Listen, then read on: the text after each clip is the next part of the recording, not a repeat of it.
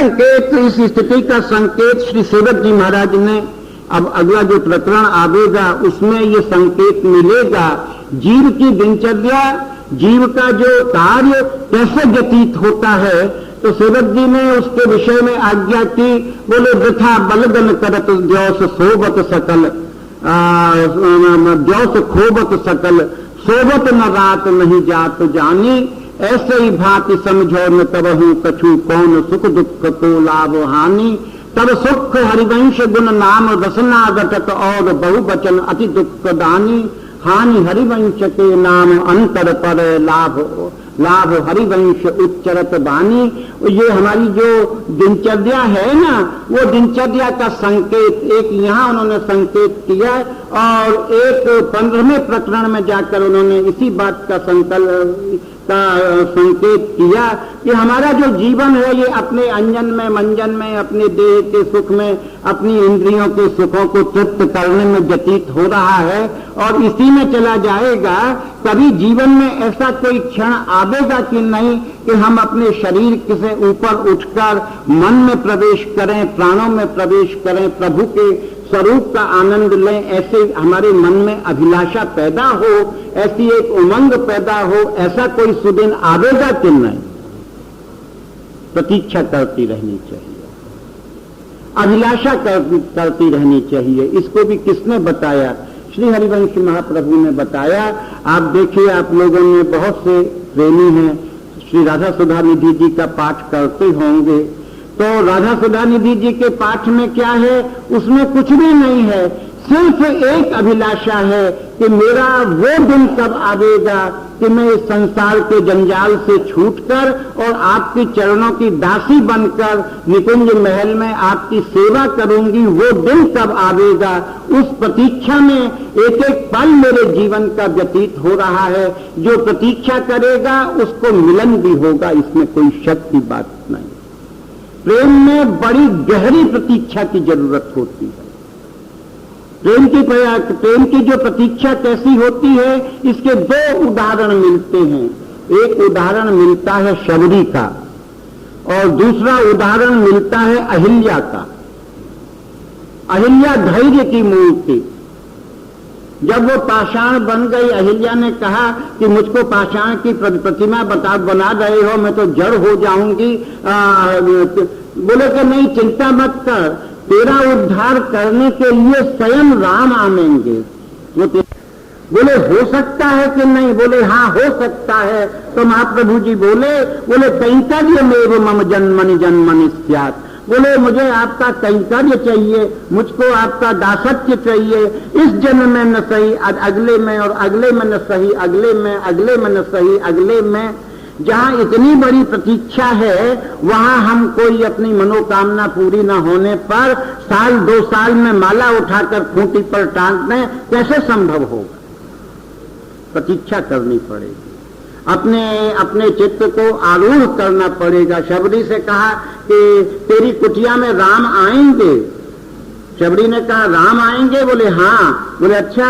शबरी एक ही काम करे, सुबह उठे, अपनी कुटिया में बुहारी लगावे, मार्ग में बुहारी लगावे, ताजे ताजे फलों को लावे, उन बेरों को चखे और बेरों को चक चक कर अपनी टोकरी में सजावे, प्रतीक्षा करके द्वार पर प्रतीक्षा में बैठ जाए, राम आएंगे। सारा दिन बैठी रहे।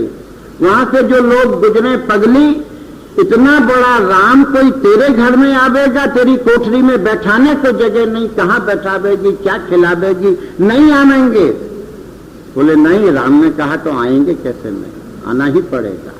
प्रतीक्षा है। उसकी प्रतीक्षा पूरी हुई, राम आए और उसका प्रेम, उस प्रेम का ऐसा स्वरूप कि शबरी ने प्रेम विभोर होकर उनके मुखचंद्र का दर्शन करती जाए और विभोर होकर एक एक बेर उठाकर राम को देती जाए, जिसमें कि शबरी के दांतों के निशान बने हुए थे।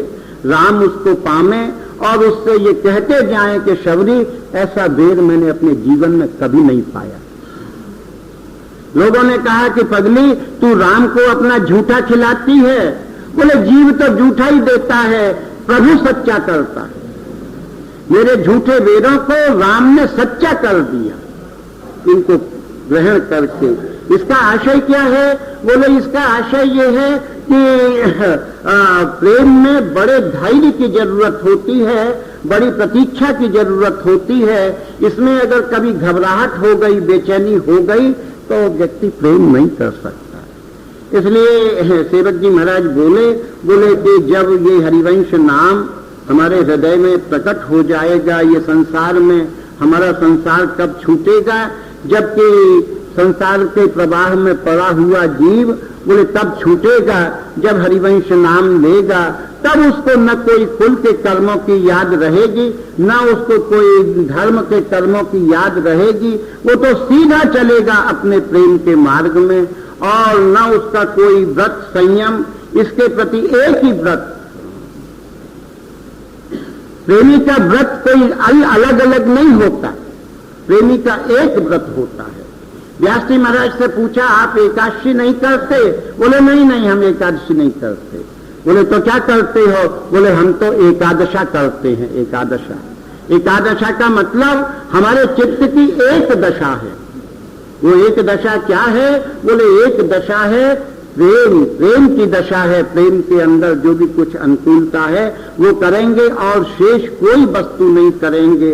तो सेवक जी ने ये एक आचरण, एक धर्म की परिपाटी हम रसिकों के लिए बताई। ये सुनने से काम नहीं चलेगा, इसका मनन करो और मनन करके इसको गुनो, और गुनने के बाद ये समझो कि इसका सार तत्व क्या है और ये कैसे इसके माध्यम से हमको इससे अपने आचरण में लाने में सुविधा हो सकती है। आगे बोले, जब यह नाम हृदय आई है तब सुख संक संपत्ति पाइये, श्री हरिवंश सुजस रहे, तृणते नीच अपन को कहे, अरु अपनी प्रभुता नहीं सहे, शुभ और अशुभ न जानी है, समझे नहीं कछु कुल कर्म, सूधो चले आपने धर्म, रसिकन सो प्रीतम कहे, प्रीति सहित यह नाम कहाय, संतत रसिक दिन कबहु काल वृथा नहीं जाए, संतत रसिक सुनहु चित लाए, श्री हरिवंश प्रताप जस। ये भी आचरण है।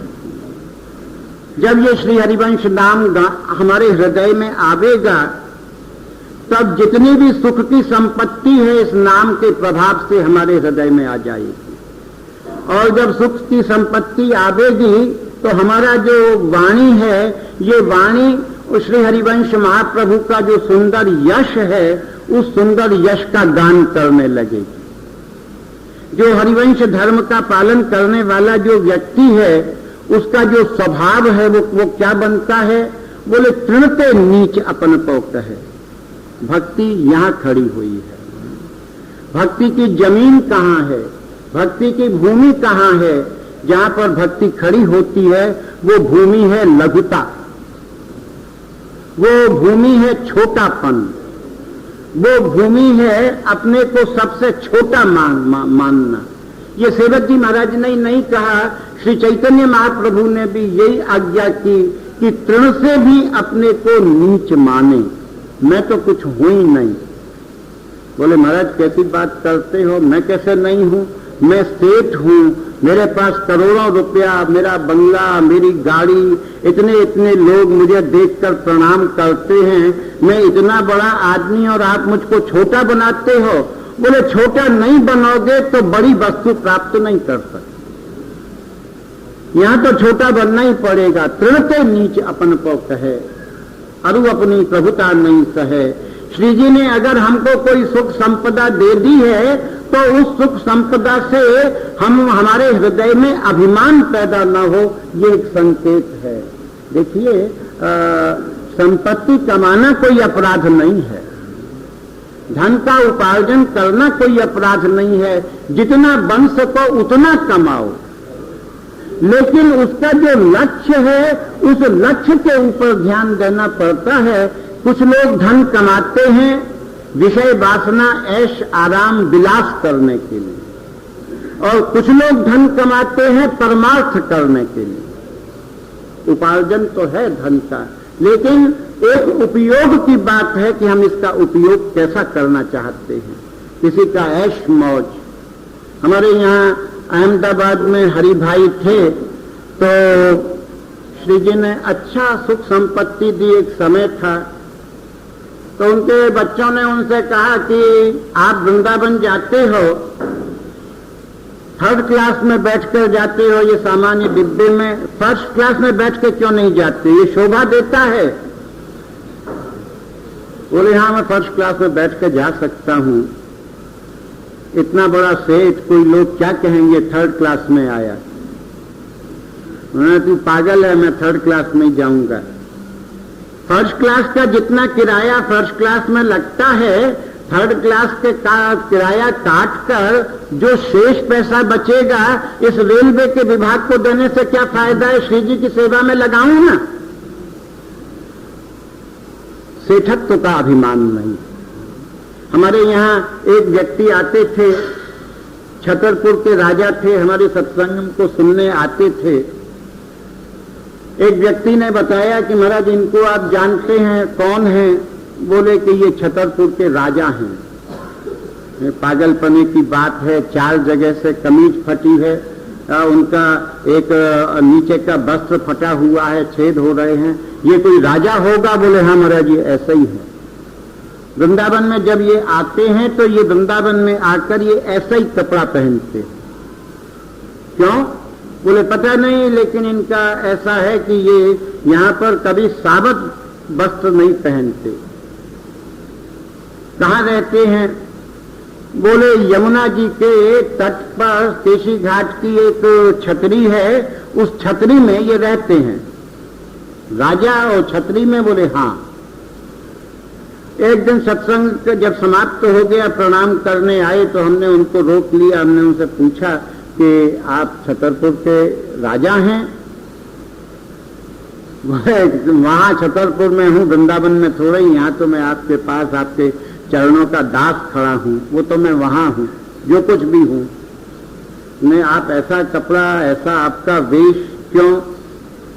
बोले महाराज जी बात ऐसी है कि अगर मैं अच्छा कपड़ा पहन लूं ना तो नंगी जमीन में रज में बैठने में कपड़ों का लोभ आता है, मेरे कपड़े खराब हो जाएंगे। आप लोग भी जब बैठते हैं ना जमीन में, कोई कह दे जमीन में, तो पहले नजर जाती है कि मेरा कपड़ा खराब तो नहीं हो जाएगा। बोले जहां कपड़े खराब होने का डर होता है वहां पर रज में लोट नहीं लगाई जा सकती है। अब ये मेरे फटे हुए कपड़े हैं, चाहे कितनी मिट्टी लग जाओ, चाहे इसमें कितनी गंदगी सन जाओ, कोई डर की बात नहीं है। मैं जानता हूं कि जो फटे हुए कपड़े हैं, तो इससे पहला लाभ तो ये होता है कि वृंदावन की रज में निशंक में लौट सकता हूं। जहां तक कि ये बैठने सुविधा की बात है, मेरे महल में हर तरह की सुविधा है। अगर वो ही सारी सुविधा मैं यहां चाहूं तो फिर मेरे महल में और वृंदावन में अंतर क्या होगा? इन कपड़ों से दूसरा लाभ ये होता है कि वृंदावन में बड़े भिखारी हैं, बड़े भिखारी।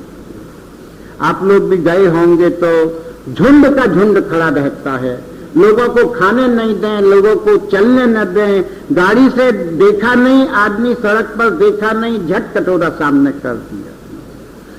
और लेकिन भिखारी किसके सामने कटोरा करता है? भिखारी करता है जिस व्यक्ति को भिखारी की आंखें सेठ समझ जाती हैं, हर एक के सामने कटोरा नहीं करता। लेकिन जिसको वो समझ लेता है कि ये सेठ है, इसके पास पैसा है और ये दे सकता है, तो झट कटोरा आगे कर देता है। तो बोले महाराज जब लोगों को ये मालूम पड़ जाए कि ये राजा है तो जने कोई क्या मांगने आवे, कोई क्या मांगने आवे, मेरे इन कपड़ों को देखकर कोई भिखारी पास में नहीं आता, बल्कि वो भी मुझे भिखारी ही समझते हैं और कह देते हैं, मुझको बताते हैं, जाओ जाओ यहाँ क्या खड़े हो, वहां जाओ, वहां जलेबी बट रही है, ले आओ। इनकी कृपा से भोजन मिल जाता है। वृंदावन की रहनी है, वृंदावन की सहनी है, बड़ी मधुर है, लेकिन श्री जी कृपा करें इसके प्रति हमारे हृदय में रस आवे तब। बोले तीसरा हमने भोजन कहाँ करते हैं आप? बोले भोजन के तो यहाँ बड़ी सुविधा है महाराज, बड़ी सुविधा। यहाँ इतने आश्रम हैं कि उन आश्रमों में कहीं न कहीं पंगत होती है, तो मैं क्या करता हूं, किसी भी साधु के सामने जाकर और कह देता हूं अपनी पत्तल में से कुछ किनका आप दे दीजिए। कोई आधी पूरी दाल डालता है, कोई आधी रोटी डालता है, 10-5 पत्तल घूमे और मजे से पेट भर गया, आके सो गए। वाह रे राजा, उसकी बात को हम उसको प्रणाम करते, इतना चित्त पर असर पड़ा। मैंने आपने तो गजब कर दिया, इतना तो कोई शायद साधु भी ऐसा न कर सके। बोले नहीं महाराज, ये क्षण भंगुर है। महीना 20 दिन, जितने दिन वृंदावन उतने दिन। और जब मथुरा जाता हूं, वहां से जब कपड़े निकालता हूं तो कपड़े पहनते ही फिर सिगरेट मुंह में आ जाती है और घर जाकर जो कुछ हमारा राजसी काम है वो सब आ जाता है। मेरा एक प्रार्थना है कि ये मेरा स्थायी भाव बन जाए। हमने कहा कभी ऐसा श्री जी की कृपा होगी, जब यहां तक पहुंच गए हो तो जो और शेष विकार है ये भी चित्त का जरूर छूटेगा। तो इसलिए सेवक जी बोले कम से कम वृंदावन में तो अपने को सेठ समझना ही मत। अगर वृंदावन में सेठ समझा तो श्री जी प्रसन्न नहीं हो सकते, क्योंकि एक जगह 2 सेठों का रहना बड़ा मुश्किल है। वृंदावन का सेठ तो प्रिया प्रीतम है, इन्हीं के पास आना है, याचक बनकर आना है। ये तब होगा जब सेवक जी महाराज कहेंगे, महाराज की ये आज्ञा का पालन करेंगे। बोले तृणते नीच अपन को कहे, ये जीव के लिए बात नहीं है। वृंदावन में ठाकुर को भी छोटा बना दिया जाता है। ठाकुर को, ये जो गीता का कृष्ण है ना, ये जब हमारे वृंदावन में आवे तो रसिक लोग कह देते हैं कि कौन आए हो? बोले कि मैं गीता का कृष्ण, परब्रह्म परमात्मा। बोले भैया ऐसा कर कि ये जो परब्रह्म परमात्मा ईश्वरत्व का जो तूने लबादा लगा रखा है ना, एक बार जमुना जी में स्नान करके इसको डुबो के इसको बाहर निकालो, यहाँ भगवान का काम नहीं। बोले यहां तो केवल प्रेमी बनकर आना, हम भगवान की उपासना नहीं करते, हम तो प्रेमी की उपासना करते हैं। कैसे प्रेमी की उपासना करते हैं? महाप्रभु जी बोले प्रीति की रीति रंगी लोई जाने, जो प्रेम के रंग में रंगा हुआ है, जो प्रेम की प्रणाली को जानता है और जिसने प्रेम के कारण यद्यपि सकल लोक चूड़ामणि दीन अपन पो माने, जो सकल अखिल ब्रह्मांड का नायक, इसका जन्मदाता, इसका पोषक, इसका पालक, इसका संहारक, जिसमें इतनी शक्ति है, जब श्री वृंदावन में आता है तो अपनी जो प्राण प्रिया निकुंजेश्वरी श्री राधा हैं, इनके चरणार बिंद में आकर अपने मुकुट को का स्पर्श करा के और प्रणाम करके खड़ा हो जाता है। ये क्या है कि ये उसकी दीनता है। अभी आपने एक यहाँ चित्र बना है न, सेवा कुंज की झांकी का बड़ा सुंदर चित्र है। अगर आप लोग उसको रखें तो मालूम पड़ेगा कि प्रेम की परिपाटी क्या है। सेवा कुंज का जो दर्शन है, सेवा कुंज का दर्शन ये प्रेम की परिपाटी को सीखने की एक शिक्षा है।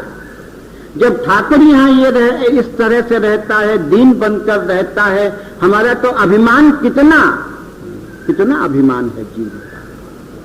जब किसी व्यक्ति के पास में संपत्ति आती है, गुब्बारे की तरह से फूल जाता है, जीव फूलता है। कब? बोले जैसे गुब्बारा होता है ना, पिचका हुआ रबड़ का एक इतना सा गुब्बारा, जैसे जैसे उसमें फूंक लगती जाती है वैसे वैसे गुब्बारा फूलता जाता है और एक बहुत बड़ा आकार ले लेता है। यही स्थिति जीव की है। जब जीव अभाव में रहता है, कितना कातर, कितना दीन, कितना हीन। एक गरीब आदमी यहाँ कोई आ जाए, कोई बेचारा दीनहीन, वो व्यक्ति साहस नहीं करेगा कि लोगों को फलांग कर यहाँ बैठ जाए। वो यही अंदर समझेगा बड़ा दीनहीन हूं, कहाँ बैठूं? बोले बाहर द्वार पर। और जो सेठ आता है उसके अंदर, उसकी चाल में इतना अभिमान होता है कि सबके माथे पे पाम रखता हुआ, ठोकर मारता हुआ, और वो आता है। अरे बोले कहाँ जा रहे हो तुम? पीछे आए हो और आगे जाकर बैठते हो। बोले कि तुम्हें मालूम नहीं है कि मैं सेठ हूं, मैं सेठ होकर पीछे बैठूंगा, आगे बैठूंगा, मैं सेठ हूं। वो गुब्बारा भरा हुआ। बहुत से लोग श्री जी की कृपा से अपने वैष्णवों का भी एक उनका जो पूर्व जीवन था वो कुछ और था। आज श्री जी की परम कृपा है, उनके ऊपर सब किसी बात का अभाव नहीं है। तो सेवक जी महाराज ने आज्ञा की कि जीव का के अंदर की जो अपनी एक प्रभुता है, इस प्रभुता का विसर्जन करना पड़ेगा। मैं कुछ नहीं, मैं तो दीन हूं, दीन। तो ये संपत्ति का जो उपार्जन है, ये संपत्ति का उपार्जन लोक कल्याण के लिए हो और व्यक्ति के हृदय में ये भाव आवे कि मेरा जो उपार्जन है, इस उपार्जन में से किसी पीड़ित मनुष्य की मैं सेवा कर सकूं, किसी बीमार आदमी को दवा दिला दूं, उसको दूध दिला दूं, उसको फल दिला दूं, किसी निरक्षर गरीब के बच्चे को मैं शिक्षा का दान करा के उसके जीवन को संभाल दूं। तो जिसका ये लक्ष्य ये है, उसकी जो आमदनी है ये पवित्र। हमारा एक मित्र था, एमए में पढ़ता था हमारे साथ में, बड़ा अप टू डेट। एक दिन हमको मिला और मिलकर उसका वेशभूषा देखी तो बड़ा मैली सी कमीज, एक छोटी एक मैली सी धोती, एक गमछा उसके कंधे में पड़ा। हमने कहाँ से आ रहे हो? बोले गिरिराज जी में 4 महीने था महाराज, गिरिराज की तलहटी में क्या आनंद आ रहा था, अब आया हूं। हमने कहा क्या बात है, परिवार वगैरह सब छोड़ दिया क्या, बाबा जी हो गए हो? बोले बाबा जी हो मेरा दुश्मन। मैं काहे को बाबा जी हूं? क्यों? बोले कि महाराज मेरे पुष्टि मार्ग का था। बोले कि मेरी तो सेवा है, सेवा। घर में ठाकुर बैठा है, बाल गोपाल बैठा है, बाल गोपाल। बोले मेरे ठाकुर को रोज माखन चाहिए, इसको मिश्री चाहिए, इसको लड्डू चाहिए, इसको मठरी चाहिए, इसको खीर चाहिए, कढ़ी चाहिए। बाबा जी हो जाऊंगा तो कहां से लाऊंगा? कमाता हूं, खूब कमाता हूं, लेकिन परिवार के लिए नहीं, गोपाल के लिए कमाता हूं। और गोपाल भी मेरा बड़ा मस्त है।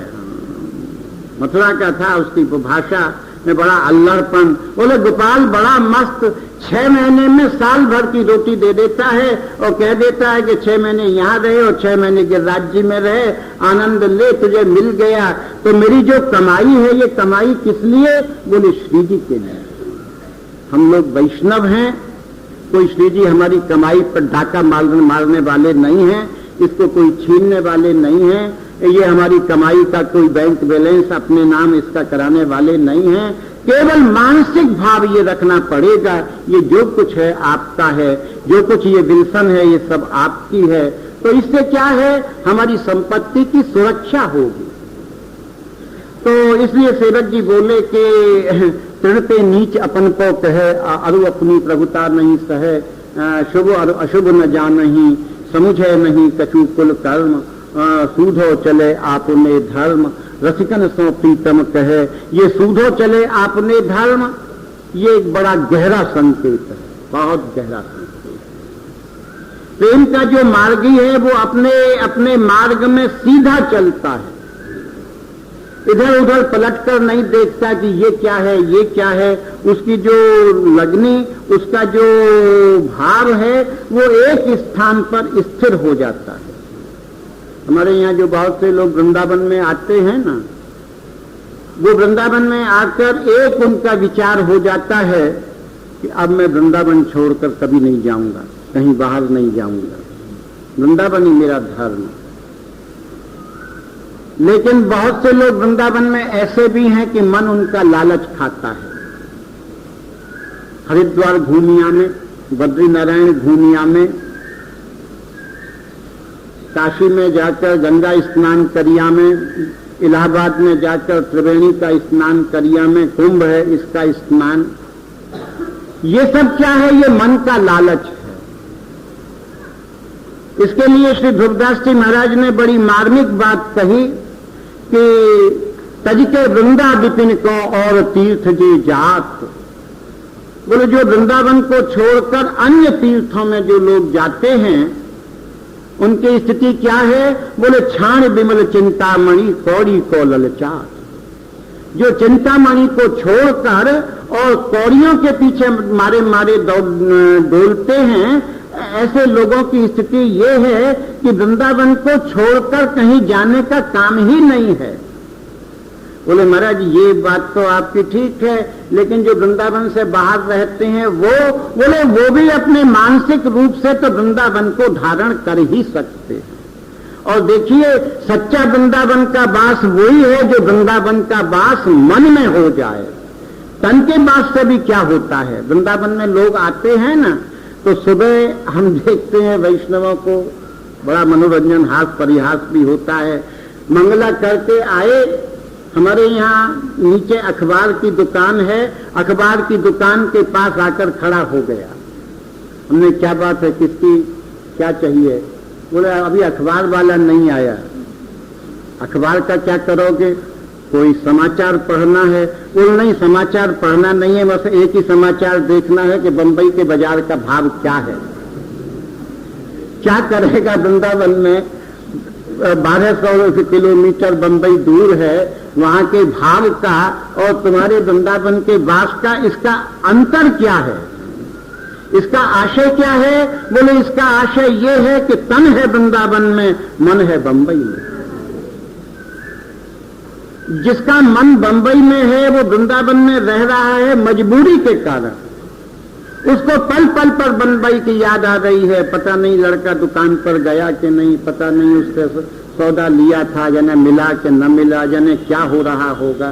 बोले जब इतना ही बंबई का स्मरण करना था तो वृंदावन काहे को आए? बोले क्या बताएं महाराज, बड़ा वृंदावन आने में के लिए बड़ी उमंग थी, बड़ा आनंद था। अगर उमंग न होती तो आते ही काहे को? वृंदावन कोई फोकट में तो आ नहीं जाते, हजारों रुपया लगता है, पैसा खर्च होता है, कुछ समय निकालना पड़ता है। बंबई में मन कहता है कि वृंदावन चल, और वृंदावन में आ जाते हैं तो मन कहता है बंबई चल, हम तो इसी में ही हो गए। सेवक जी महाराज ने इस स्थिति का बड़ा मार्मिक विवेचन किया है। बोले इत व्यवहार न उत परमारथ बीच ही बीच जो जन्म गमायो। हमारा ये जो जीवन है ये आवागमन में बीत रहा है। बंबई से वृंदावन आ जाते हैं, वृंदावन से बंबई चले जाते हैं, कोई बात नहीं है। ये आ गए हो ये भी श्री जी की कृपा। जैसे हम श्री जी का दर्शन करने के लिए जाते हैं वृंदावन, ऐसे ही श्री जी जब कृपा करते हैं तो उसको देखने के लिए भी वृंदावन बुलाते हैं। ऐसा तो समझो, ऐसा भाव समझो। श्री जी हमको देखना चाहते हैं इसलिए वृंदावन में आने की प्रेरणा कर रहे हैं, ये भाव हमारे अंदर आना चाहिए। तो आशय कहने का क्या है कि एक लक्ष्य में, एक सीधे अपने धर्म में चलना, वो धर्म है रसिक धर्म, वो है हित धर्म। बोले जब इसको एक धर्म को मान लिया, एक धर्म को पकड़ लिया, अब इधर उधर भटकने का काम नहीं, क्योंकि भटकने का मतलब है अपने भक्ति को व्यभिचारी भक्ति बनाना। भक्ति का व्यभिचार ठीक नहीं है, सदाचारी भक्ति होनी चाहिए। और सदाचारी भक्ति वो होती है जो सेवक जी की इस आज्ञा पर चलती है, सूधो चले आपने धर्म, समुझे नहीं कछु कुल कर्म। बोले हमारे कुल में, हमारे घर में ये परंपरा से चला आ रहा है। बोले तुम्हारे कुल में चला आता होगा, हमारे कुल में तो ये चलता है रसिक कुल में। इसका बड़ा एक अच्छा उदाहरण मिलता है। व्यास जी महाराज थे ना, तो व्यास जी महाराज की लड़की की शादी थी।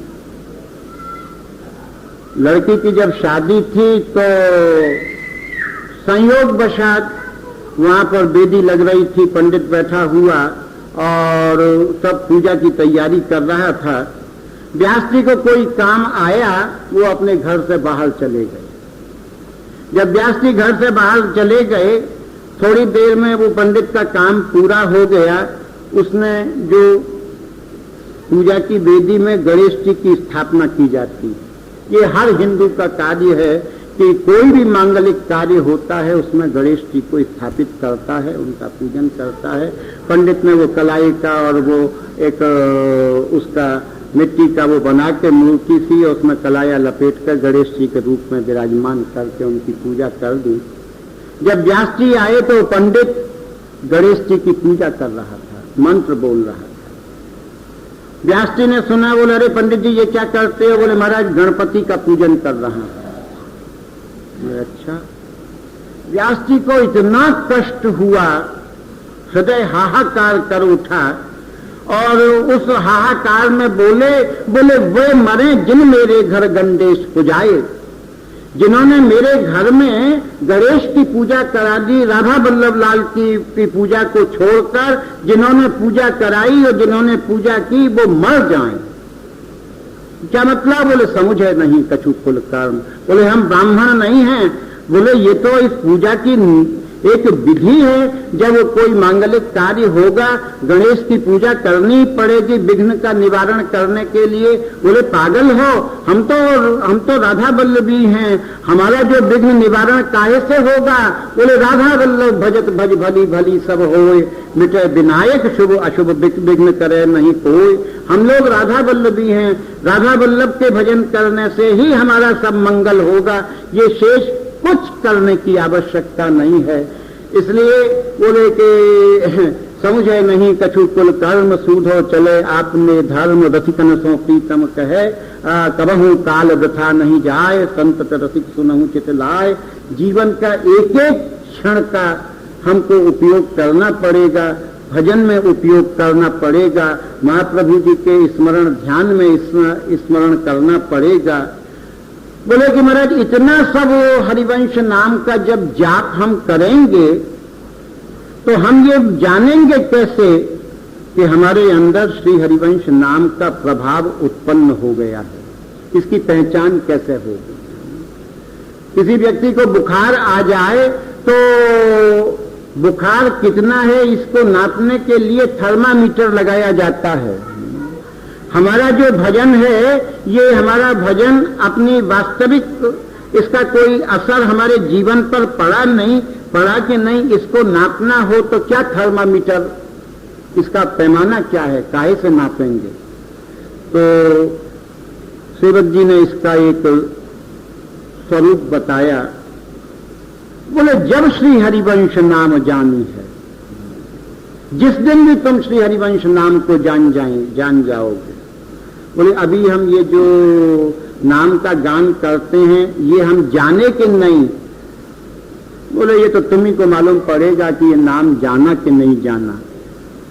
बोले हम इसका चिन्ह बता रहे हैं कि हरिवंश नाम जानोगे तो इसकी पहचान क्या बनेगी?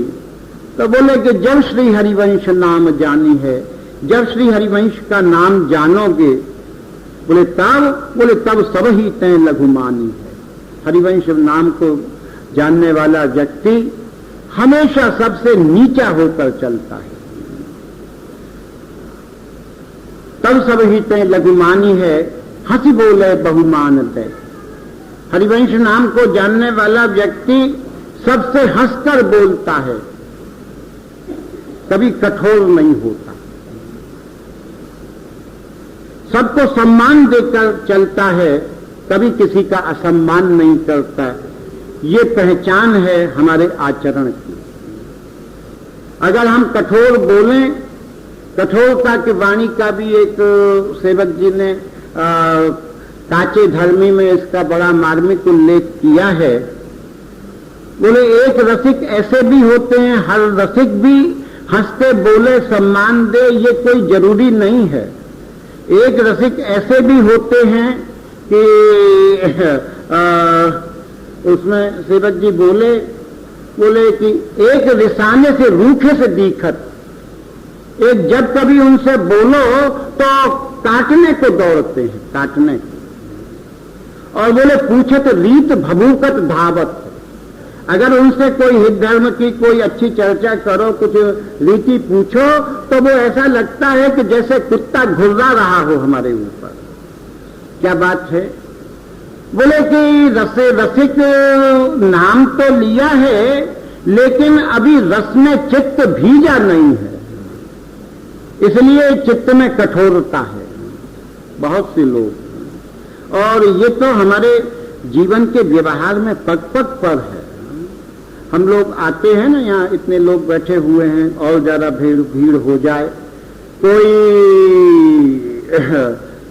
व्यक्ति आवे, उसका किसी से पाम लग जाए तो जिसके अंदर जिसको पाम लगता है, जो बड़ा मूड हिला रहा है, आंखों में से अश्रुधारा बह रही है और ऐसा प्रदर्शन कर रहा है कि बड़ा भारी भक्त प्रेमी है, न किसी के पाम की ठोकर लगी, सबरे आंसू सूख जाते हैं और झट गाली देता है, आंख फूट गई है, दिखाई नहीं पड़ता।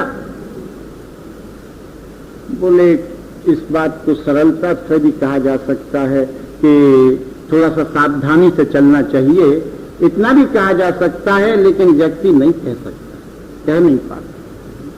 सेवक जी ने इसी के लिए आज्ञा की कि जब श्री हरिवंश नाम जानी है, तब सब हितें लघुमानी है, हंस बोले बहुमान दे, बोले तरुसम सहनशीलता हो।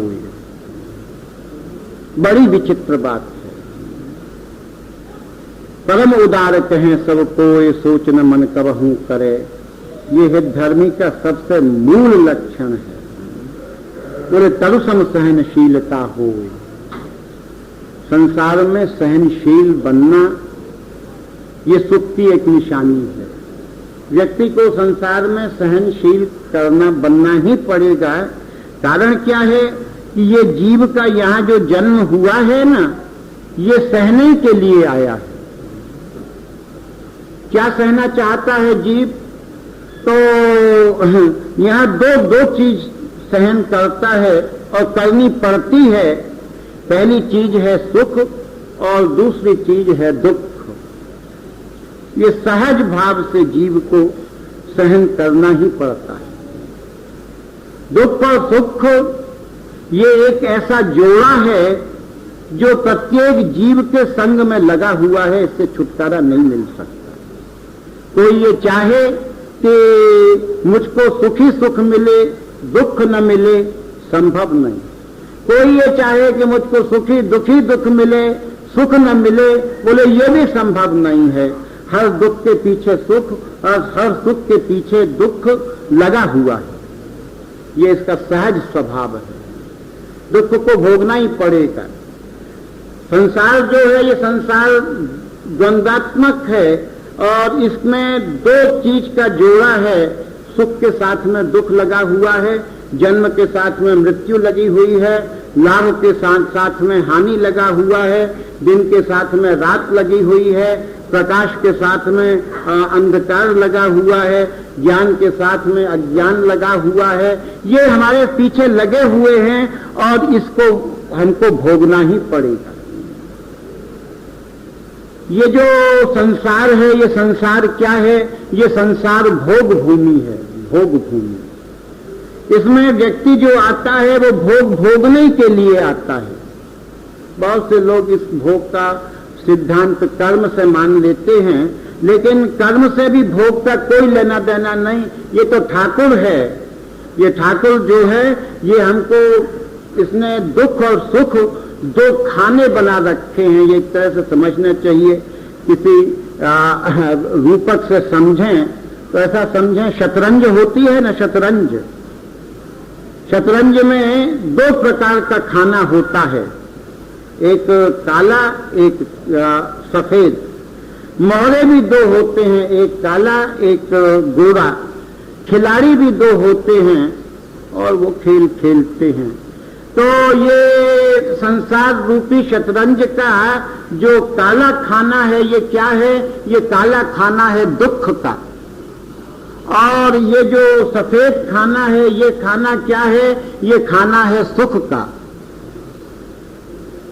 उस पर ये मोहरे रखे हुए हैं, दो खिलाड़ी खेल रहे हैं, लेकिन ये जगत की विषाद रूपी शतरंज रूपी विषाद का जो सुख दुख रूपी जो खाना है, इसमें जो दो मोहरे हैं उसमें इसकी विशेषता क्या है खेल की?